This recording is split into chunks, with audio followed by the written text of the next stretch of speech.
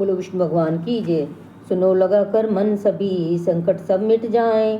कार्तिक महात्म का वशिष्ठ पढ़ो 16वां अध्याय। बोलो विष्णु भगवान की जय। राजा पृथु ने कहा, हे नारद जी, यह तो आपने महाप्रभु शंकर की बड़ी अद्भुत कथा सुनाई है। कृपा करके आप यह भी बताइए कि उस समय राहु उस पुरुष से छूटकर कहाँ गया। नारद जी ने कहा, उससे छूटकर वह बर्बर नामक से विख्यात हो गया और मानव नया जन्म पाकर उसने अपने आप को धन्य माना। वह धीरे धीरे जलंधर के पास गया।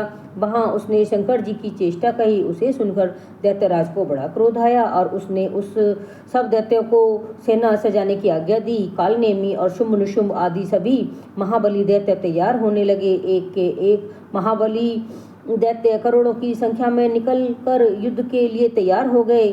महाप्रतापी सिंधु पुत्र शिवजी से युद्ध के लिए निकल पड़ा। उसके आगे महर्षि शुक्राचार्य और छिन्नसार राहु हुआ। उसी समय जलंधर का मुकुट खिसक कर धरती पर गिर गया। आकाश में बादल छा गए और बड़े अपशगुन हुए। उधर इंद्र आदि सब देवताओं ने एकत्र होकर कैलाश पर जाकर शिव जी से सब वृतांत कहा और यह भी कहा कि आपने जलंधर से युद्ध करने के लिए भगवान विष्णु को भेजा था। वह उसके वशवर्ती हो गए हैं तथा लक्ष्मी सहित जलंधर के अधीन होकर उसके घर में निवास करते हैं। सब देवताओं को भी उनके यहाँ निवास करना पड़ रहा है। अब वह सागर पुत्र आपसे युद्ध करने आ रहा है, अतः आप उसे मारकर हमारी रक्षा करें।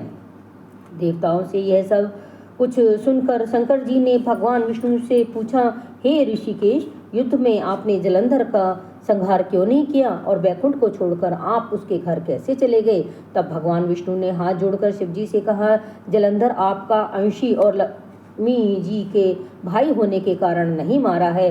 वह बड़ा ही वीर और देवताओं में अजय है। मैं सत्य कहता हूँ कि उसे कोई भी नहीं मार सकता। इस पर लक्ष्मी जी ने मुग्ध होकर और मैंने स्वयं उसके घर में रहने का वर दे दिया है, इसीलिए मैं उसके घर में रहता हूँ। हे सुरवीर्य विष्णु, आप यह क्या कह रहे हैं। उस दैत्य जलंधर को मैं अवश्य मारूंगा, इसमें कुछ भी संदेह नहीं है। अब आप सब देवता जलंधर को मेरे द्वारा मारा गया जानकर अपने स्थान पर जाइए। तब शंकर जी के ऐसा कहा तो सब देवता संदेह रहित होकर अपने अपने स्थान पर चले गए।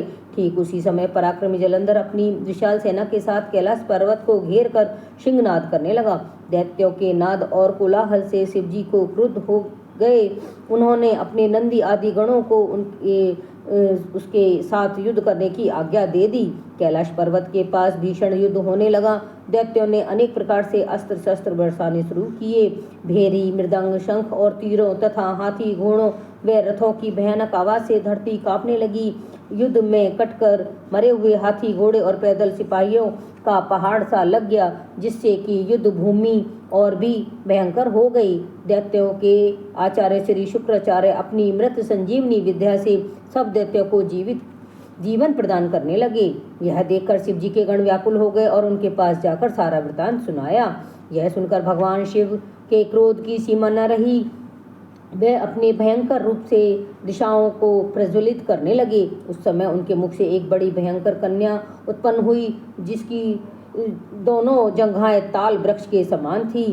वह युद्ध भूमि में जाकर सब असुरों को चबाने लगी। युद्ध भूमि में इस तरह विचरते हुए शुक्राचार्य जी के पास पहुंची और शीघ्र ही उन्हें अपने उदर में गुप्त कर लिया और स्वयं भी अंतर्ध्यान हो गई। शुक्राचार्य के गुप्त हो जाने से दैत्यों का मुख मलिन हो गया।